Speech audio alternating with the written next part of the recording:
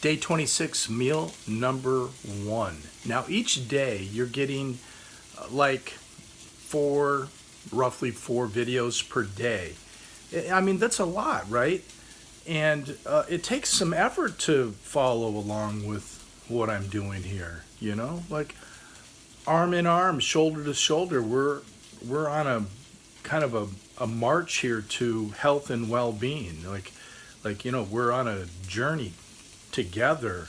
And I understand that you could take the book that I've made from this whole series and sit down and read it on a Saturday afternoon in about half a day, and you got all the information.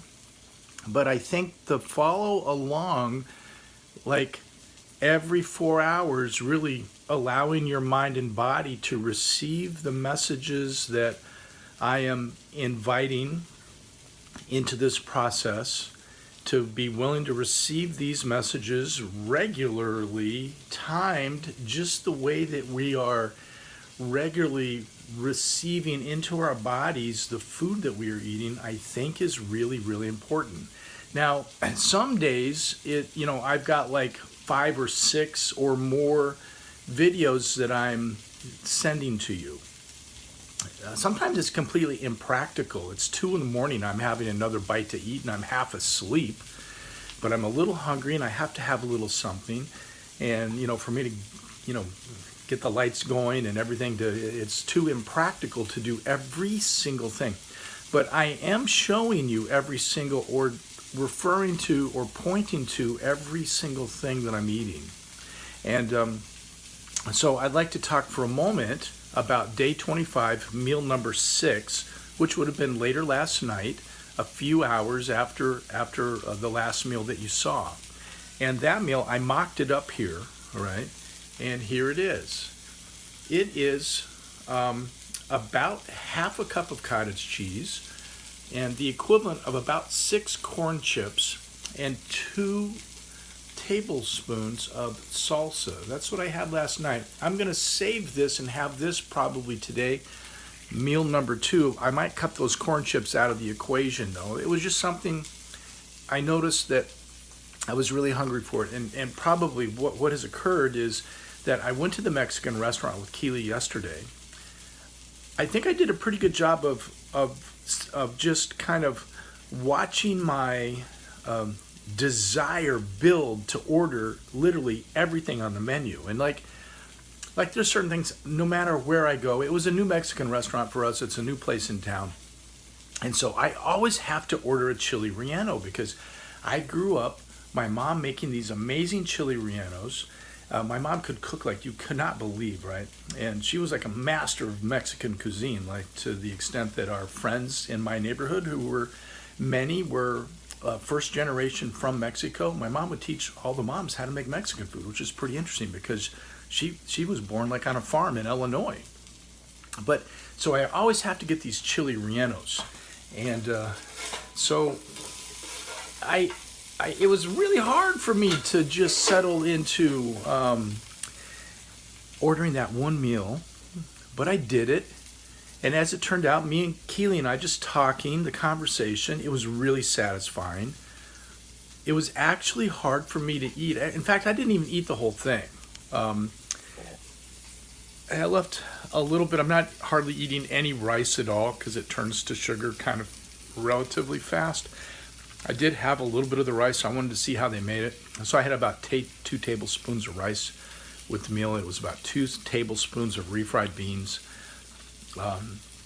It was half a quesadilla, so there was a little bit of the flour tortilla there, and then I had about like half a taco, so there's a little bit of corn chips, and then we had just maybe it was like about a typical serving size, and corn chips is usually at about 12 of the corn chips, and I've got a package right here of some of these corn chips, and 12 corn chips is 140 calories. Not that I'm not even counting calories at all, but 2 grams of protein, 19 grams of carbohydrate, and 6 grams of fat, 140 calories for 12 chips.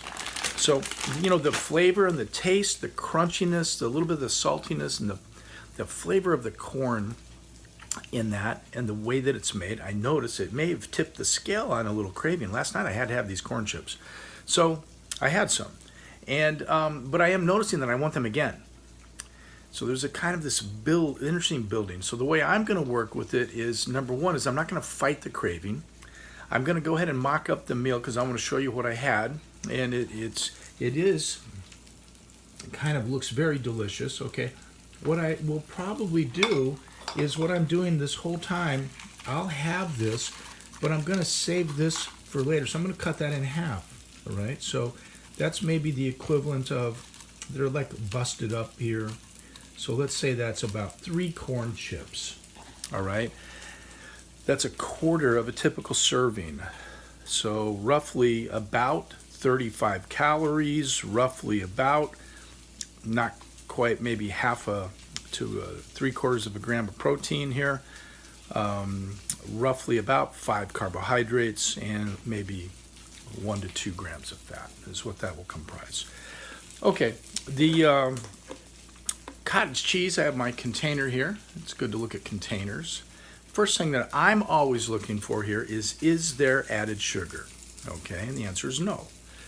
But, you know, milk has naturally occurring sugars, fairly high in sugar. For a half a cup, which is about what the serving is I have here on my plate from last night, and that I'll have later also today, 12 grams of protein, so high in protein, 5 carbohydrates, and 5 grams of fat, 110 calories total. Okay, 2 tablespoons of salsa. I like to make my own salsa, but it's nice having these little shortcut salsas. This is a pretty good one here. And, you know, right off the bat, I'm looking here. There's no added sugar.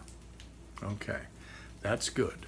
2 tablespoons is the serving size here. 0 protein, 2 carbohydrates, 0 fat, 10 calories right here in this 2 tablespoons. Okay, so that forms like a good little meal. I just reduced my sugar and carbohydrate intake by removing half of those chips.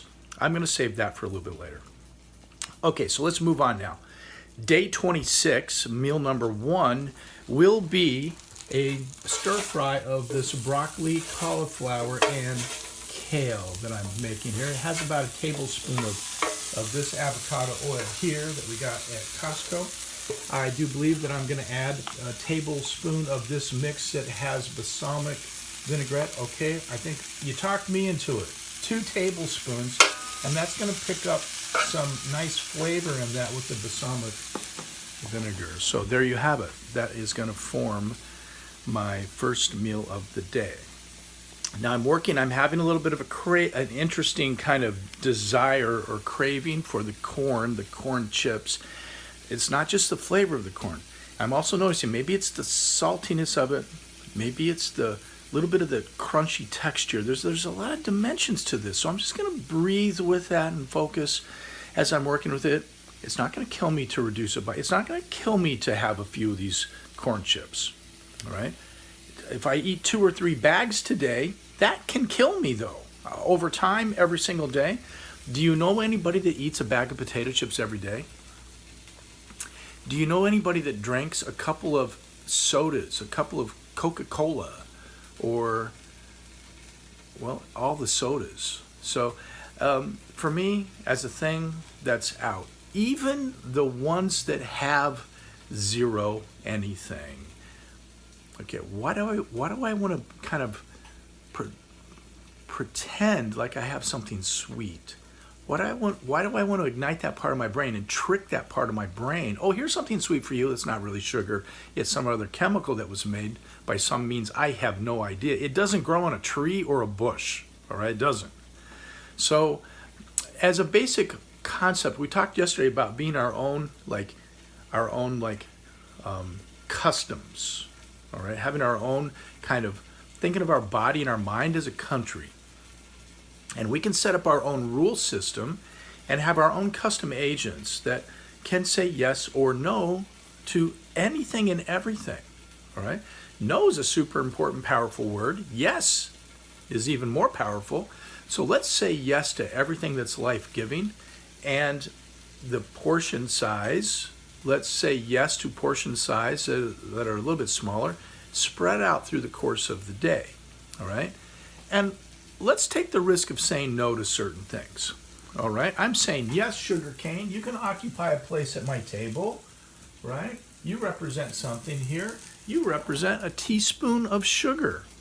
All right?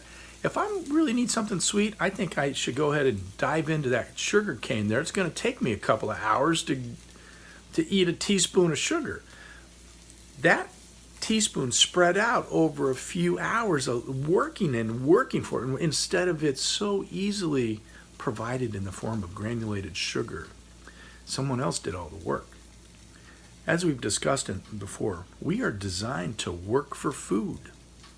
We're not designed to stand there with a sign saying that we will work for food, right? We are designed to not hold a sign and say that we'll work later. We are designed to work now for food, okay? So work now for food that will come later, all right? Imagine caveman days. How did it work? Certainly they worked hard and stored foods, okay? And whomever could make the best baskets and the best pots probably ruled caveman, cavewoman world. Whoever were the best hunters also probably ruled that world. Whoever knew how to take and save and store something for later, whoever knew how to reduce portion size and spread things out over time, were probably more capable of helping their family and their tribe survive. They ruled the world, all right? So, hey, let's rule the world together, and let's think about some of our food rules. So how about this? What if we were to say that one of our rules could be that we are grateful to eat only things that come from a plant or a bush or directly growing from the ground. Okay, what does that mean? Broccoli is a plant itself, cauliflower also, and everything in this mix right here has come from the ground. Okay, now avocados come from a little avocado tree, right? But this oil is quite processed, and so I'm going to eat much less of something that has been processed because that oil did not directly come from a plant, a tree, a bush, or the ground. Indirectly, well, fairly directly it did, but there's a lot of avocado condensed into that tiny space. So those kinds of things where it's processed and condensed gives me the ability to, in that one little teaspoon, to maybe eat 3 or 4 avocados, just like in the sugar cane. In the course of sugar, I'm able to eat 3 feet of sugar cane, boom, right now, fast, right? We're made to have to chop that down, peel the bark off. We're made to work for that. All right, so let's be grateful for the work that we can do. It's partly why we are here. We're here because we love to work. It's fun to work. Today around here, we're working on writing some books. We're writing about all kinds of things. We're writing about soups. We're thinking about history of soups. We're thinking about how to soupify ourselves. In fact, that might be the title of the book, Soupify. Soupify for health and well-being. We're also writing some books. We're working on writing some books for the kids in our program. That's our little teaching stories that help kids to learn about certain qualities and characteristics that we're wanting to develop in our daily practice of our martial arts and our dance and our yoga program here. And so this is our work today. It involves writing. It's not as physical as caveman days, so we're going to add some little bit of exercise as part of the process. Remember how we talked about maybe even up and down one step for 10 minutes. We've got a little bit of work like that, all right? Okay, so this morning, day 26, meal number 1, I'm having stir-fried vegetables. I'm going to have 2 egg whites with that. I have it's almost a tablespoon of that avocado oil.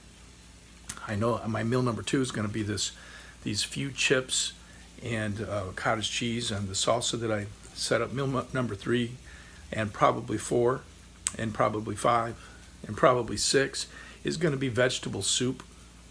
I'll probably add a little bit of protein to each of those along the way. Today maybe some salmon or maybe some scallops. We'll find out as we go along here. So let's have a great day because we can. Let's make really great decisions. If there's any cravings, let's just slow down a little bit. Whatever it is, you can give yourself permission to have anything that you want. Absolutely anything that you want and need. And let's rely on the deeper sense of what our body knows and what our body is telling us. So let's slow down and listen and learn that language of the body. Learn that language our body is speaking to us. And breathe. It's those little corn chips. My mind wants to, I can come back and just be on the breath. I can reduce that portion size a little bit. I can cut it in half. I might even be able to cut that portion size in half again. If I'm on my breathing, I'm in a much more stable place of ease. I'm on cultivating a feeling of appreciation and satisfaction and gratitude. It's like a little heaven on earth right there. Let's find this little heaven on earth. All right. I'll see you there. I'll see you here. And I'll see you in a couple of hours.